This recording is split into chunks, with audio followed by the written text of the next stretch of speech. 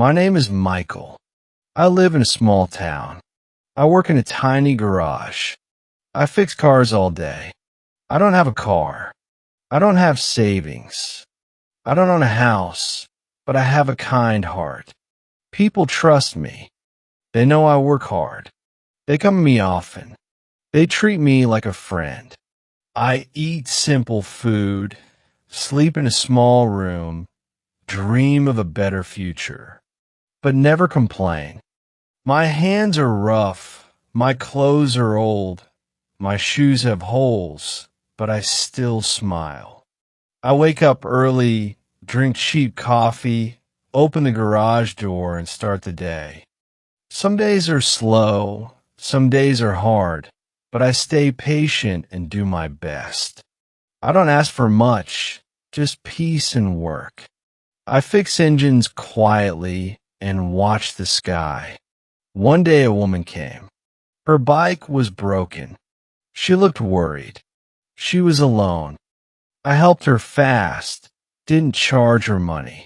She smiled softly and said thank you. Her name was Emma. She was a teacher. She taught little kids. She loved drawing. She had soft hands, a calm voice and warm eyes. I liked her once. She came again just to say thanks. She brought me cookies and a note with her name. We started talking, just short chats about music and life and things we enjoy. She liked colors. She liked the rain. She laughed at my jokes and made me feel calm. She said I was kind. She liked my smile.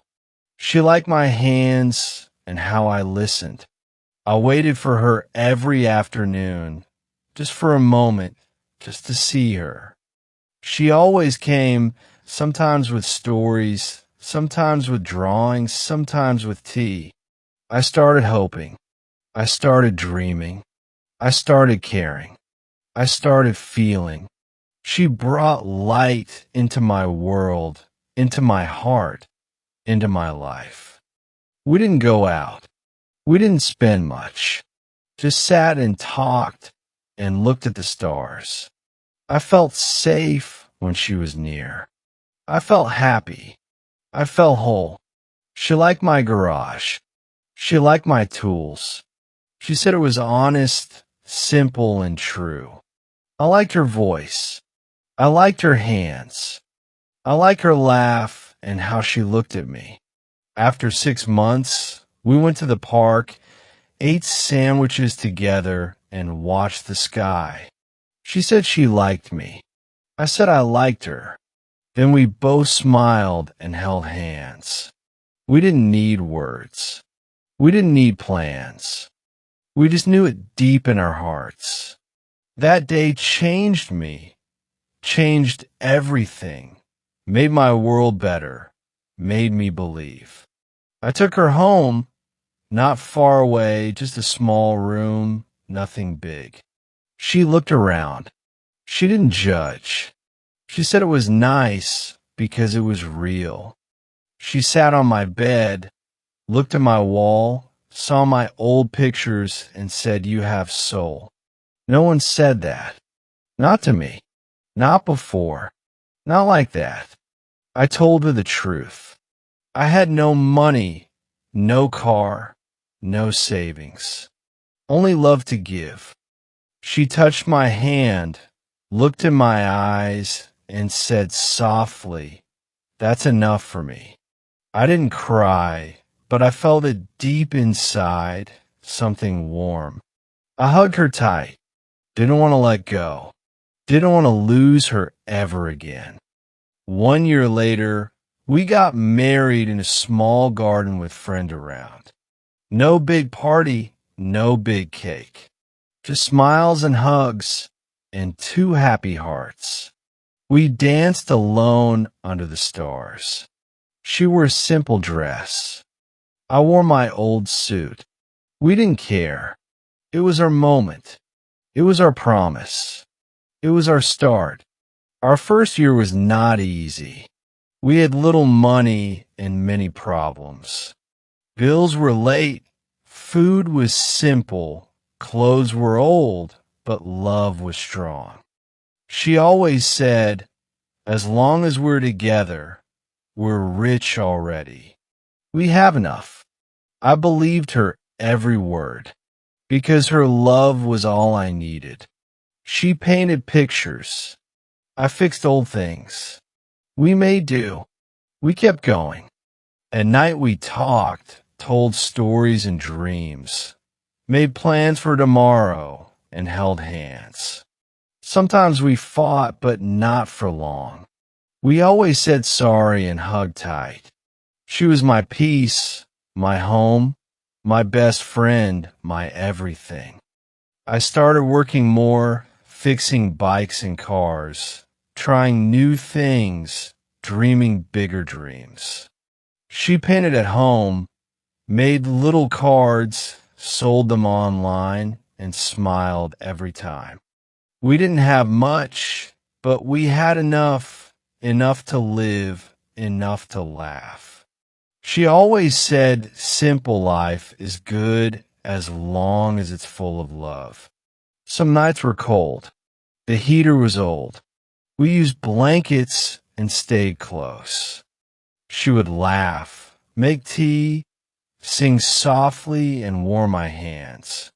Her voice was sweet, soft like air, light like hope, warm like sun. I didn't need music. I didn't need TV. Her voice was everything. Her smile was home. I started dreaming big, saving little money, planning to grow, wanting more for us. I bought new tools, fixed the garage, painted the walls, cleaned everything. She helped me too, sweeping the floor, making lunch, painting signs. We were a team, just the two of us building a life, one small piece at a time. Then one day, I dropped a tool. My hand shook and I felt strange. At first, I ignored it, thought I was tired, needed rest, needed sleep, but it got worse. My legs felt weak. I stumbled off and couldn't stand long. She noticed fast, touched my arm, looked in my eyes, and said, "We'll check." We went to the doctor, did the tests, waited days, and held hands. The results came. Not easy to hear, not easy to believe, not easy to bear, he said. I was sick, a nerve disease, not deadly but slow and hard. I sat quiet, looked down, felt cold inside, couldn't speak a word. She held me tight, kissed my head, and said, "We're still us," I said. "You didn't sign up for this. You deserve more. You can leave." She looked hurt, held my face, and said slowly, "I chose you, not your health." I cried that night, not from pain, but from love, deep and real. I stopped working. The tools got dusty. The garage was quiet. The days were long. I felt weak, felt useless, felt broken, felt afraid. But she stayed strong, woke up early, made breakfast, smiled like always. She never complained, never sighed, never said, "Why us?" She helped me dress, tied my shoes, fed me soup, kissed my hands. She told me stories, funny ones too, about her students and silly things. She made me laugh, even on bad days, even when I cried, even when I shook. She wrote notes, left them on my pillow, little hearts, soft words, deep love. One note said, "Even if you walk slow, I'll walk with you." Another one said, "Your hands are still strong because they hold my heart." She placed flowers near my bed, fresh and bright every morning. She said, "You're still you, the man I love, the man I choose, the man I stay for. I felt small but safe, felt weak but loved. I started therapy, slow exercises, painful moves, quiet progress.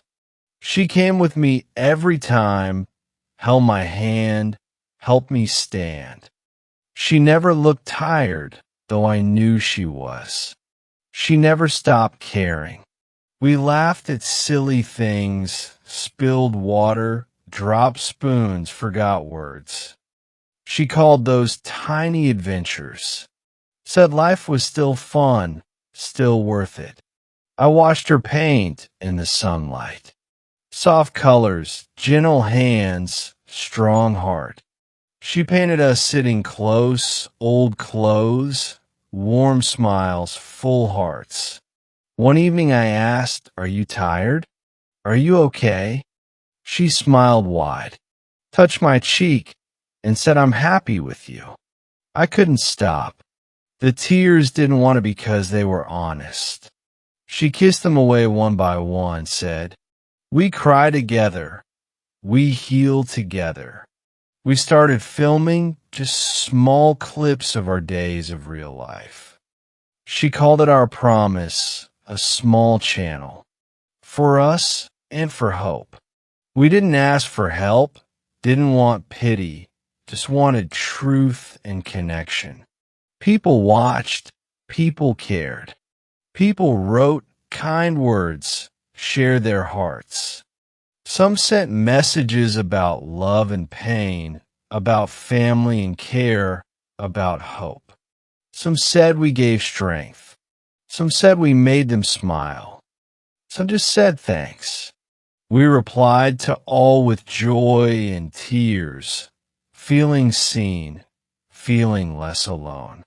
She told me once, "Your story helps people, and that's powerful." I couldn't work with tools, but I had my voice, my ideas, my knowledge. So we tried something new. Online talks, helping others, giving tips. I spoke slowly but clearly, with her beside me, guiding my words. People listened. Mechanics from far, young workers, small garages. They asked questions. I gave answers. She read the hard parts. I explained the rest. It felt good, felt real, felt useful again, felt right. We saved some money. Not much, but enough. Enough to dream. I told her, "Let's open a new garage, one I can manage with help." She smiled big, said, "Yes, we can. We'll call it something brave, something true." We worked for months, made plans, got help, trained people, and one day we opened it with a small sign and a big heart. We called it Still Running Garage because we're still here, still trying, I wrote on the wall. Wheels slow down, but hearts don't stop. She added flowers and a picture of us holding hands under the stars. People came, supported us, believed in us, and stayed, and I felt proud. Not of the place, but of us, of our story. The new garage grew. People kept coming. They liked the name. They liked our story. We hired helpers young and kind. We taught them well, treated them like family. I stayed in the office, gave advice, managed the calls, watched the cameras. Emma did the books, made coffee, greeted people, smiled all day. Every morning felt new, full of purpose, full of hope, full of love. She wore a blue scarf, brought flowers, played soft music, opened the windows. The team respected her, called her boss lady, even brought her drawings. She laughed with them, shared lunch, told jokes, and listened. One worker named Josh was only 19, lost his parents, lived alone, needed help. We gave him a job, gave him meals, gave him care, gave him a chance. He worked hard, stayed late, learned fast, smiled again. Emma hugged him once and said, "You're not alone. You're safe here." Then one night a storm came. Heavy wind, loud thunder, flashing skies. We were home, watching rain, drinking tea, holding hands. Suddenly the phone rang. It was Josh, his voice shaking. He spoke. "It's bad. The garage was flooded, water everywhere, things falling, power gone. We rushed outside. Rain had hard. Streets were dark, cold, and wild. Got to the garage. Saw the mess. Water on floors, tools floating. I felt helpless. Stood frozen, heart racing, mind blank. Emma stepped forward, took charge, called help, gave orders. We saved the main tools, turn off power, move boxes, helped Josh. Other workers came in the rain. No one asked. No one stopped.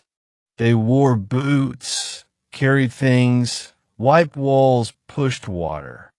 I watched them work side by side for us, for the garage.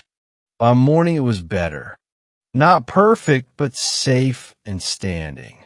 We made tea, sat on the floor, wet and tired, but smiling. Emma raised her cup, said softly, "We built more than walls." I nodded slowly, wiped my face, whispered, "We built family." We closed for a week, fixed damages, repainted signs, checked machines. Neighbors helped too, brought wood, gave money, shared food. They said, "You helped us before. Now it's our turn. You're not alone." I cried again, this time from joy, from love, from community. The garage opened again, stronger than before, warmer than ever, brighter too. Josh became a lead, trained others, told his story, grew in confidence. Emma added a wall for messages. People wrote thanks, left notes. Some said this place saved me. Some wrote prayers, some drew hearts. Then something happened. A company visited. Big one, rich one, famous name. They saw our garage, heard our story, liked our mission, offered help. They gave money, new tools, sent people, gave training. It felt like magic, like a dream, like all the hard days were worth it. But not all days were easy. Not all nights were calm. Storms returned. My illness got worse. Slower hands, heavier legs, harder mornings. I didn't say much, didn't want to worry, didn't want to ruin peace. But Emma noticed as always. She always noticed. She sat beside me, touched my back and said, "Let's talk." I looked away, felt shame, felt fear, felt weak. She said weakness isn't failure, it's just truth. And truth is love. I broke down, couldn't hold it, cried like a child into her arms. We decided to slow down, take time, rest more, live soft. Emma hired a manager, young woman, smart and kind. I stayed home more, watched birds, wrote stories, recorded thoughts. She painted again, daily now, peaceful colors, full of heart. We had picnics near the lake, under trees, near the ducks. We read books, shared old photos, laughed at memories, dreamed again. She painted a big one, a road with stars, two people walking hand in hand, she said. That's us, always walking, always shining, even in dark. We made a promise to live every day like it's the first and the last, to speak kindly, forgive fast, hug often, love deeper. We visited schools, told our story, met kids, saw their eyes shine. Emma said they need to hear real love, not just fairy tales. One kid asked me, "Are you a hero?" I smiled, said, "No, I'm just loved." He hugged me tight, said, "That's even better. I want that too." I looked at Emma, her eyes full of light, full of grace, full of fire. She mouthed the words, "Still us," and I nodded that night. We sat in silence. No music, no words, just soft breathing. She leaned on my shoulder. I kissed her hand. She smiled. The stars were clear. No clouds, no wind, just calm. And I thought, this is heaven, this moment, this woman, this life. But life is life. Full of turns, full of surprise, full of goodbye. One morning she didn't wake. Just lay still. Peaceful face, warm skin. I called her name again and again, louder each time with shaking hands. No answer came. Just silence. Just stillness. Just goodbye. I screamed. I broke. I begged. I prayed. I kissed her forehead, held her close, told her everything, everything I could. The doctor came, said it was peaceful. She felt no pain, but I did. I felt every crack, every break, every storm inside me. They buried her near trees where she painted, where she smiled. I placed her brushes, her scarf, her notes, her dreams. People came, hundreds came, all crying, all loving, all thanking, they said. She gave us hope. She gave us love. She gave us peace. I sat alone every night in our room, holding her cup, reading her notes. But one night I smiled, felt warm, felt her nearby. I heard her whisper, not with sound, but with heart, "Still us." And I whispered back, "Always you, always me, always love." The days felt longer. The nights were colder, the silence louder, the house emptier. I stopped talking, stopped laughing, stopped singing, stopped painting. Her chair was untouched, her cup still there, her shoes waiting, her scarf folded. The garden looked lonely, the flowers faded. The birds flew, the wind whispered. I missed her voice, missed her tea, missed her touch, missed her smile. The team kept calling. Josh kept texting. Neighbors knocked. I stayed quiet. I ate less, slept less, cared less, felt nothing. Only her memory kept me breathing, kept me still, kept me from falling. One morning I walked outside, saw the trees, heard a soft sound, soft whisper.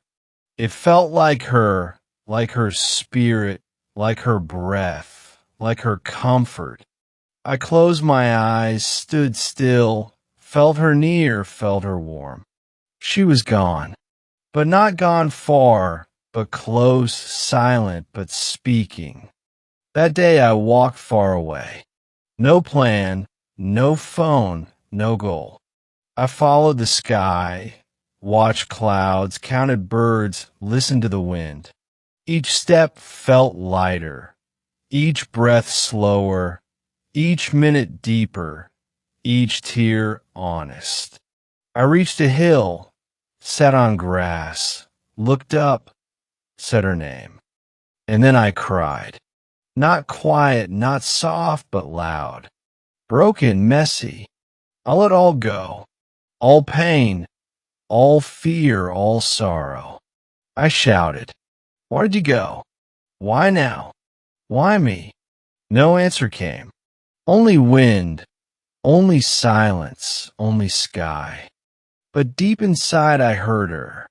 Not words, but presence. Not sound, but feeling, she said. Live now. Love now. Share now. Don't hide. I wiped my face. Stood up, breathed deep, walked back. Something changed. Not everything, but something like a door opened. The next morning, I visited the garage quietly, slowly, with shaking hands. Josh saw me, ran fast, hugged me tight, said we missed you. The others followed. Hugs everywhere, tears and smiles, warm and honest. They didn't ask much, didn't push, just welcomed me. I sat at her desk, touched her notes, saw her handwriting, felt her again. A small drawing was there. A house with stars, 2 chairs, 2 cups. She drew it days before the storm, before goodbye, before silence. I smiled, kissed the paper, placed it near my heart. Then I spoke slowly at first, then stronger, clearer, realer. I told them about her dreams, her strength, her last days. I said, she built this place. Not me, not alone, but her. They listened quietly, eyes wet, hearts open, hands still. We made a wall, called it Emma's Wall, full of memories, full of color. People came, brought photos, notes, letters, flowers. Kids drew rainbows, hearts, suns, and birds. One child wrote, "Thank you for loving us, even when it hurt." The garage changed not just in looks, but in soul, in purpose, in feeling. We added classes, free ones for kids, for teens, for anyone. Josh taught painting. Others taught repair. One taught writing. One taught music. It became more than a job, more than a place, more than a garage. One night, I sat alone, candlelit, her photo beside me, music soft. I whispered stories like she was listening, like she was smiling. Then I wrote letters, one for her, one for each worker, one for myself. I called them letters of light and read one each morning. I traveled too, not far, just nearby. Small towns, quiet roads, open skies. I visited schools, libraries, cafes, told our story, told her story. People listened. Some cried, some clapped. Some hugged me. They said she still speaks through you, through this, through love. One boy said, "I want to be like her." Another girl said, "I want to be like you." I said, "Be like yourself, just kind, honest, and full of heart." They smiled, nodded, hugged each other, and laughed. That's what she would have wanted. Laughter, even in pain, even in loss. I kept her brush always in my pocket, like a secret, like a light. Sometimes I touch it when I feel low, when I forget, when I miss. It reminds me of who I was, of who I became, of who we were. It reminds me to keep going, keep giving, keep loving. One day a letter came. Official stamp, big words, big offer. A foundation wanted to fund us, build more centers, spread our work. They said you inspired us. Your story touched us. Let us help. I stared at it, hands shaking, eyes full, heart racing. I said yes, not for me, not for money, but for her, for legacy, for love. We opened a second place, named it Emma's Light in a poor town. Children ran in, laughing, jumping, learning, feeling safe. I watched from the side, quiet, proud, full of tears. Years passed, slow but full, soft but rich, hard but beautiful. I grew older, slower steps, whiter hair, gentler voice. But inside, still fire, still dreams, still love, still her. And now, as I sit here writing this, watching stars, hearing wind, I smile.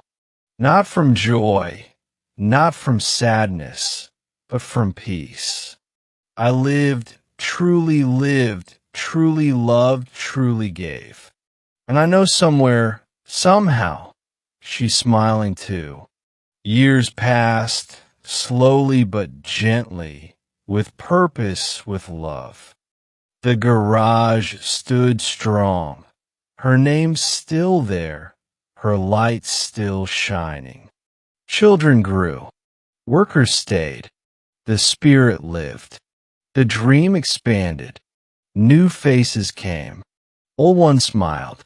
We shared stories, shared hugs.